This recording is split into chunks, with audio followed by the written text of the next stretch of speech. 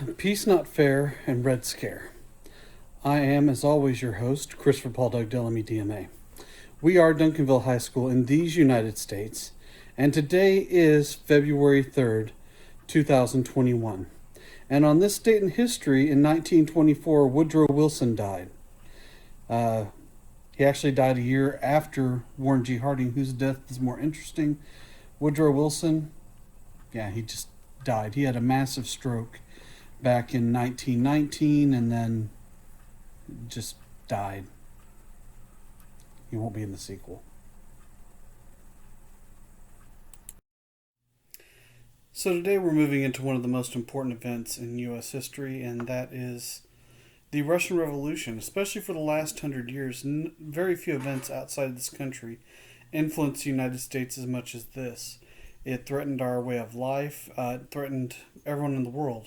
Not that they necessarily did it, but the existence of the Soviet Union and communism and the threat to capitalism that they provided really almost drove the world to nuclear war. And most of the technology that you now enjoy is a result of this revolution. So this is really going to be a crazy story. Okay, so Tsar Nicholas II, he's trying to rule by himself as an absolute monarch. This is a time period where the rest of Europe has thrown off these shackles for about 300 years. 200 years in France since they kind of overthrew the whole monarchy. England went into its hybrid about 200 years, at least over 100 years before this. Okay, so Nicholas is trying to run by himself. He doesn't really do anything to take care of the people. Okay, he's fascinated with his military, so he spends a lot of time drilling, helping upgrade just a very tiny amount of the military. The rest of it's going to be extremely backward, which is going to be a major problem during World War I, the Russian Revolution, and even into World War II. They'll ramp things up during World War II, but up until that point, they're very backward and probably still somewhere in the 1650s to 1750s. His wife, Alexandra, she was kind of left to run everything, and that didn't sit well with a lot of people. The problem was they had 5 children, and one of them was, they had 4 daughters, the most famous of which is Anastasia, but the youngest was Alexei. And Alexei was a hemophiliac, okay? That's him in the bottom right-hand picture. And as a hemophiliac, that meant that if he got cut, his blood didn't clot, and the smallest cut could cause him to bleed to death. So she brought in all the best doctors that money could buy at the time, and no one was able to help Alexei. Then eventually they turned to this holy man, and I don't necessarily mean Christian, but among other things, he had the power of hypnosis, and he was able to get Alexei to stop bleeding. Now, as ridiculous as this sounds, a lot of this can be done by just calming down someone, okay? If you have someone who's really excited, the more excited and, panicked that they are, the harder that their heart's going to beat and the more their blood's going to rush. So if you can get them to calm down, okay, listen to the sound of my voice. Focus on nothing but the sound of my voice. You're relaxing. You're in your favorite place. You're in the place that gives you peace. You're sitting there, you're seeing the beauty around you, and you're calming down. And just by lowering his voice and speaking a more calming tone, Alexei would really lower Alexei's heart rate to the point where the bleeding would just about stop because his heart rate was low, and that gave his body more than enough time to clot. So the fact that he could save his life was something that did not fall deaf on Alexander's ears. So he was always there, and he did a lot of things that were not good. He went and he slept with everyone who lived in the Kremlin, which is the equivalent of the Russian White House. Sorry, George came in here to see us. Okay. So he had several scandals, and he did a lot of things that weren't good, and this is going to cause some problems.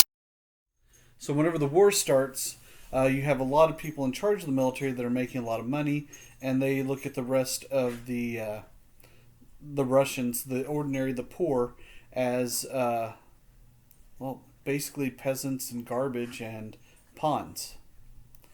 The average peasant in Russia had no interest in the war and had no idea why they were fighting. They didn't do anything to train them. The officers had absolutely no training as well. They were very poorly equipped. They're still moving things by ox cart.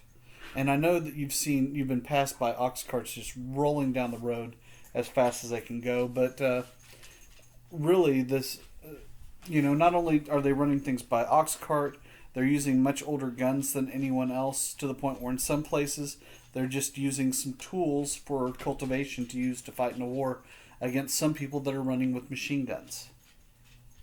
Okay, I don't know if anyone's thinking, wow. They didn't eat most days, so they would eat 1 out of 2, sometimes 1 out of 3, and many Russians are going to defect, or not defect, that's not the right word. They're going to surrender because they hear that the Germans actually feed their prisoners of war.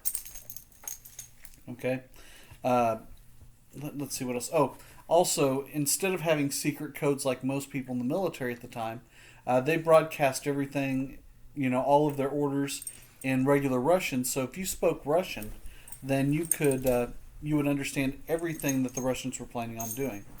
And so you just need someone bilingual in your group who could tell you, oh, okay, this is what the Russians are doing. Well, this is how we counter that.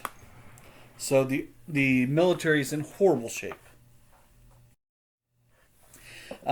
So Nicholas, like I said, was focused on his troops. He eventually leaves for the front with his well-trained military, which is probably 0.1% of the military that they had. In fact, it was probably much smaller than that. But you're talking very few people in the military are well-armed and well-trained. Okay? And so what's going to happen in December of 1916, because of everything that Rasputin's doing, and people are blaming everything going wrong in the government on Rasputin as well, so they decide to assassinate him. So they give him enough poison that could have killed 2 or 3 horses. Okay? Take no chances. So they go in to collect his body, and when they go to collect his body, he's waking up looking, what the crap? Okay? So at that point, someone panics and they stab him. Okay? Right in the left-hand side. But he actually had a condition that we'd find out later about, where his heart was on the right side and not on the left. It's like 0.01% of the population has this problem. Actually had a student with this. So they stab him, and it's not making a difference. He's kind of annoyed, like, hey guys, what's going on here? We can have a different kind of party if you want. Because, again, he slept with anyone and everyone. Male, female, elderly, children, it didn't matter. Okay? Which makes him a little bit more of a problem. Okay? A little bit more of a problem. So they drag him out, and they take him, and they're, at this point, the poison didn't work, the stabbing didn't work, so they throw a noose around his neck, throw it over the tree, and they chase the horse out, and so he falls down, and as he does, the branch snaps above him. Okay? At some point, it just becomes too hard to kill people. So, you know what? We'll drown him. Okay? We'll keep this noose on him. We'll cut a hole in the Volga because, again, this is in December, so the Volga is frozen over. Okay? So they cut a hole, drop him in the Volga River for about 11 or 12 minutes. They pull him up, and he starts coughing up the water. Okay? So 4 different ways to kill this man, still alive. So at this point, here's what we're going to do. We're going to chop off his head. Okay? They chopped off his head, and then they chopped off his downstairs. Okay? And that did kill him. Okay? But everything is falling apart in the government. There's a shortage of food, and they don't have all the supplies that they need to fight a war. So in March, the Tsar's going to step down because he sees how bad things are. And then a Menshevik by the name of Alexander Kerensky, that's him up in the top left-hand corner. He was in charge of the provisional government, and, to try and bring a new era in Russia, he frees all the political prisoners. Okay? Which is good in some cases, but it also lets all the extremists out and come back. Among those is a former priest by the name of Joseph, who will change his last name to Stalin as a result of the revolution. He ends up being the second largest mass murderer of all time. Anywhere from 50 to 100 million Russians were killed under his reign. Okay, some just because he hated the group of people that they were in the country. Others were Vladimir Lenin and Leon Trotsky, who were at this point in Germany, and they tell the Kaiser, "Hey, if we can borrow some money and go to Russia, we'll overthrow the nation, and we'll end the war." And the Kaiser thinks, "Okay, well, it's not too much money for a ticket, so we'll pay to do this, and you'll probably fail, but at the very least, you might cause some chaos over there, which helps us in the war." So Vladimir Lenin and Leon Trotsky go over to Russia. They assemble the Red Army, a group of Bolsheviks. Okay, and these Bolsheviks eventually will be renamed the Communist Party.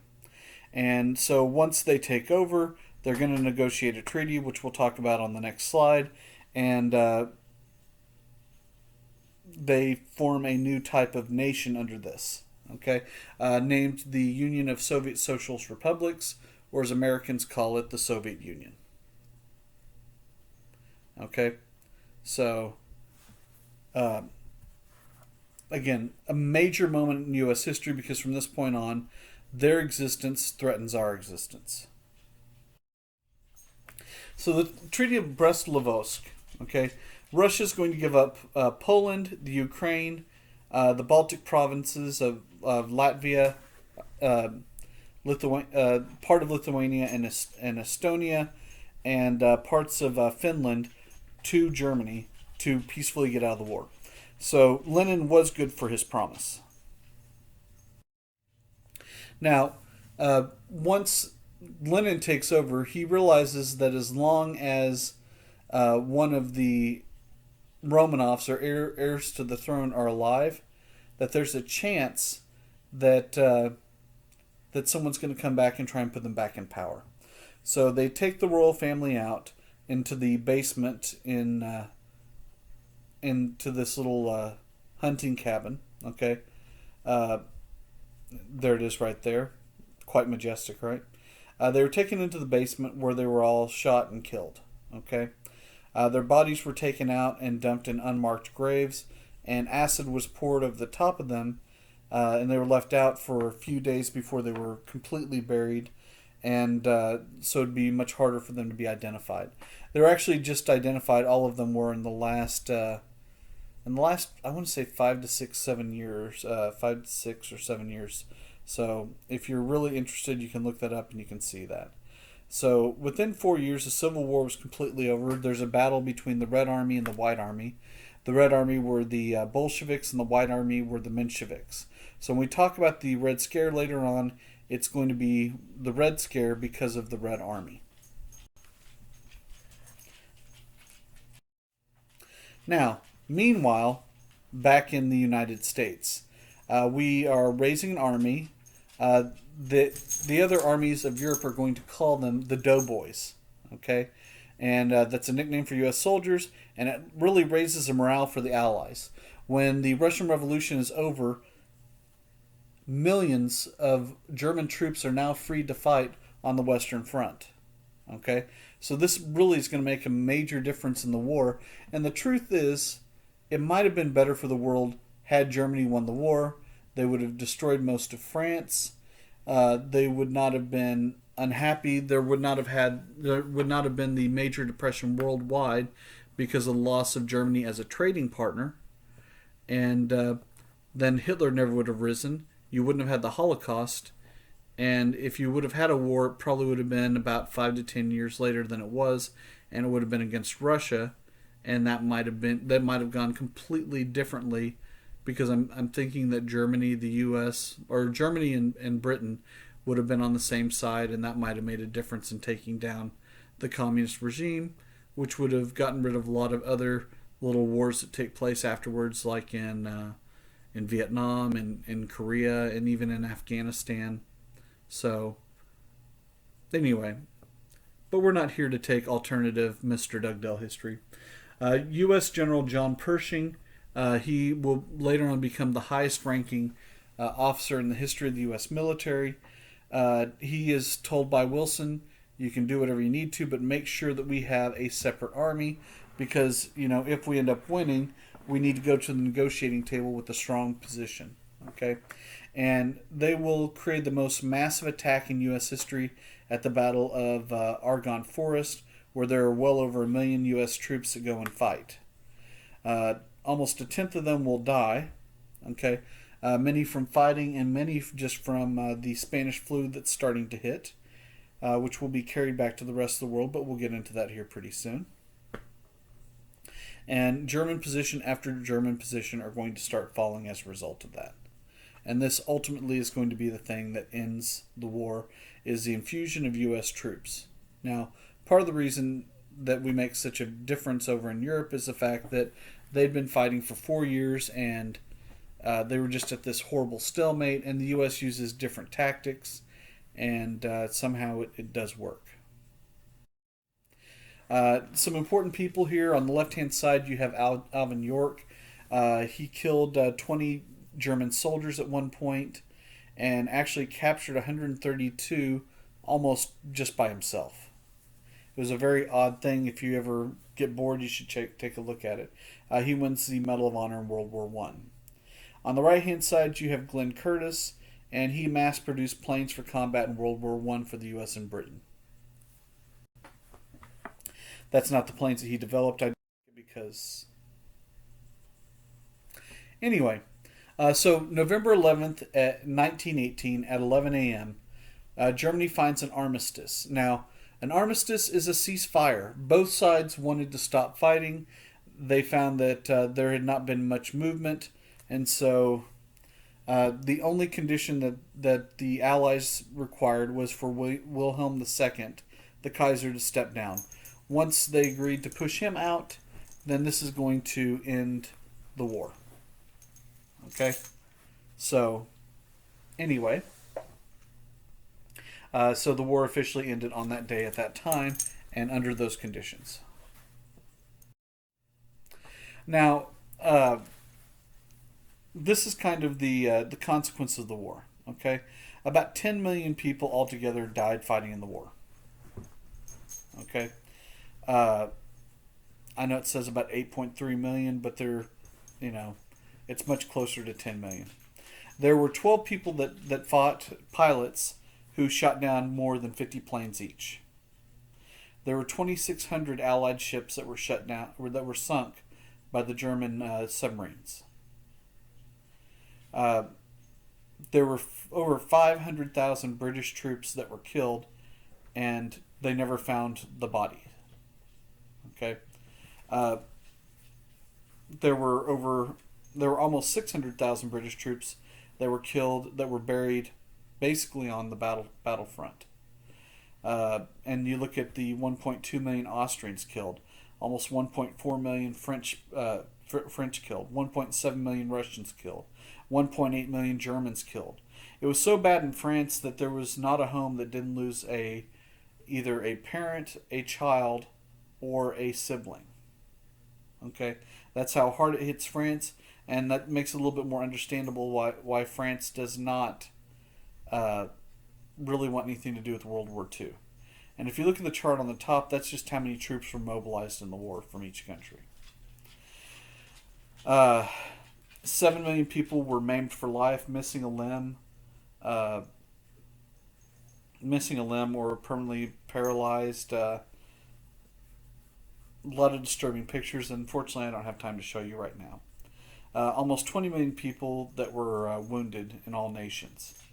And in addition to that, there were 8 million horses, donkeys, and mules that died in the war. And you see that tribute with the people on the right-hand side there. Now, going in, Wilson had a plan. There were 14 things that he wanted. Okay? So, let's look at some of these things here. I've summarized them just to try and make things go quicker. So, some of the goals that they had were, 1, to get rid of the secret treaties. Having the Triple Alliance and the Triple Entente all that does is make it so that a small spark can get a bunch of countries fighting. Okay, freedom of the seas. Okay, this is the ability to trade with nations without being brought into the war. So the ability for some nations to remain neutral. Self-determination. This is the ability for people to choose a nation for themselves. One of the major things that led to the war was nationalism, so this lets people kind of choose their own country. Uh, this also is going to create a lot of new countries. Okay, the League of Nations. This is a group of nations that would preserve the peace and prevent war. The only problem is you have to have several nations that want to do the policing part of this, and this is actually going to mean probably more of an extended war than it would otherwise. Okay, so it sounds good on the surface, but you still have people that are going to have to fight for it. Now, the leaders of this are known as the Big Four, and that's France, Britain, the US, and Italy. Now, you'll notice there that Germany, and this is something I didn't mention during World War One or the discussion on World War One, is through 4 years, no Allied troops that weren't prisoners set foot on German soil.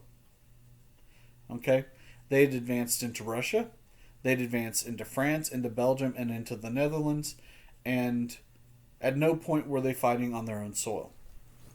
So what happens during the treaty? Well, they're completely cut out.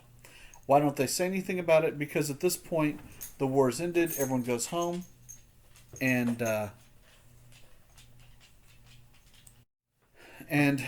blockade is put around Germany by the British so that they run out of food, and famine is very rampant and very horrible in Germany. Okay, and Germany is also going to have to pay reparations to all the Allies.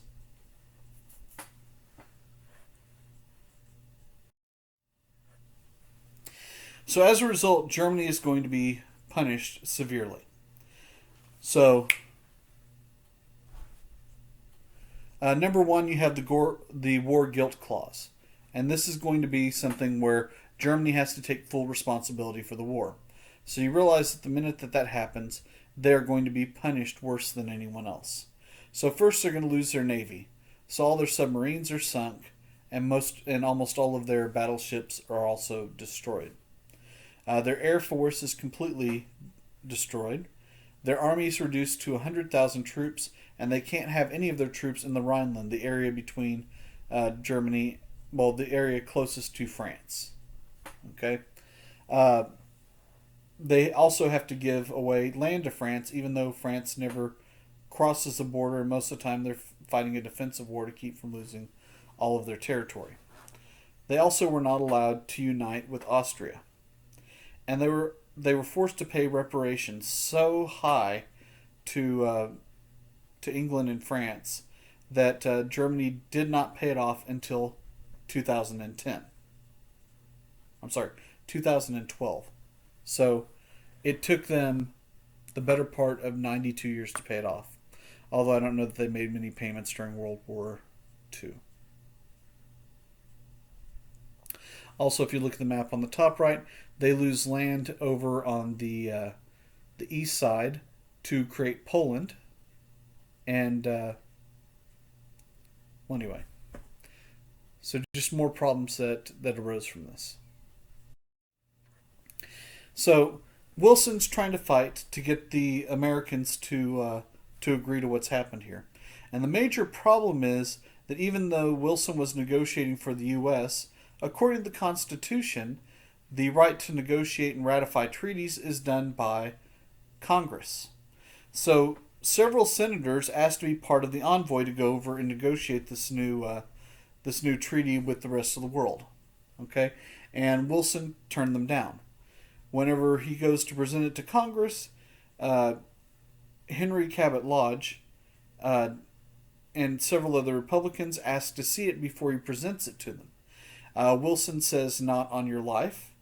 The reservationists then are this group that are led by Henry Cabot Lodge, and they are not going to approve the new treaty. mainly because it was done completely without them, and they also didn't like some of the requirements that were going to be there as a result of the League of Nations. It would require the U.S. to constantly send troops to other places in the world and act as the police of the world, and as a result, we would have to have a large military at all times, basically to try and keep peace around the world. So Wilson goes on a speaking tour across the United States in 1919 to try and get full support and get this passed through Congress and have people pressure their members of Congress to get this passed through. He's going to have a massive stroke, and for the last year and a half of his presidency, he is completely out of sight, and his wife will do the majority of the work as the commander in chief of the nation. She would make it really hard for people to see him. She would also give answers from him, and whenever people did see him, it was very controlled how they would be able to do that. Ultimately, the United States is going to sign a joint resolution, a treaty with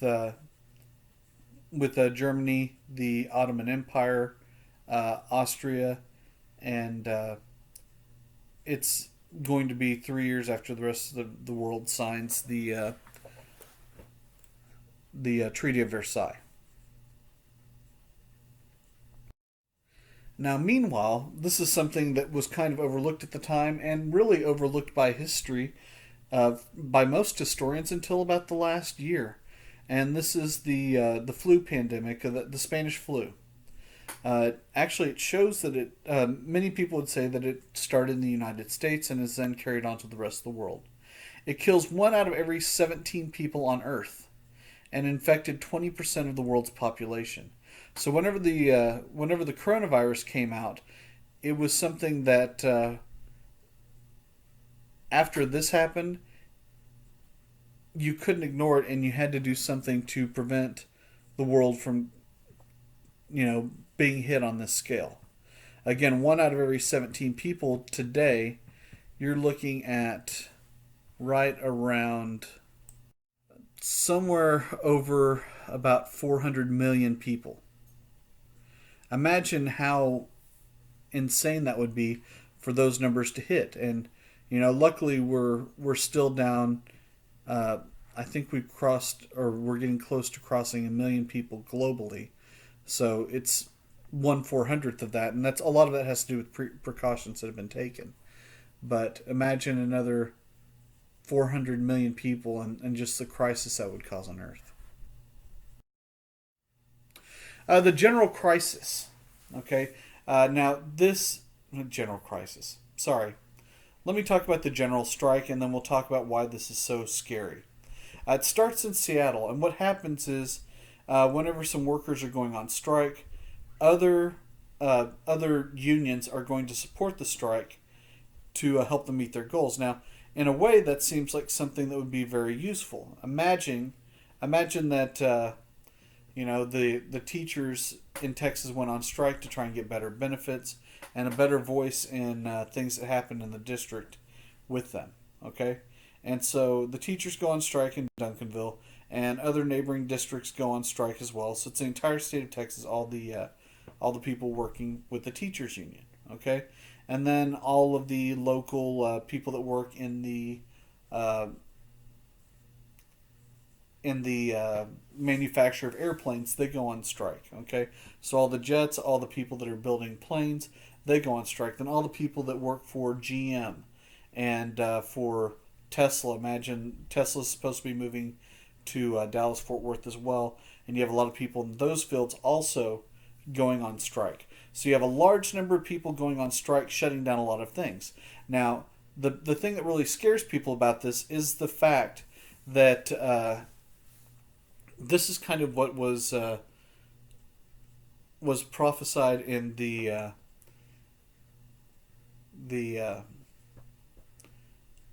in Marxism by Karl Marx, that the proletariat would overthrow the bourgeoisie and would destroy all society. So the thought was these strikes here would lead to that.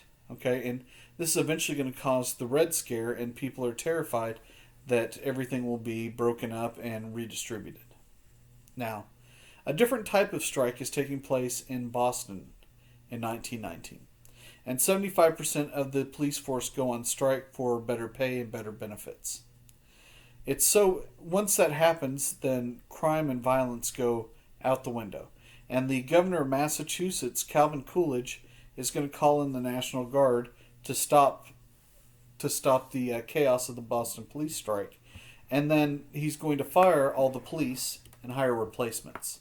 So all those who weren't striking, they get to keep their job, and a few people that were striking do as well. But it kind of becomes an unwritten rule that the police are not allowed to strike. So the Red Scare, okay. Let's look at this as a brief definition of what the Red Scare is. The Red Scare is the fear of a communist takeover of the United States. Again, the term red comes from the Red Army from the Russian Revolution. Okay?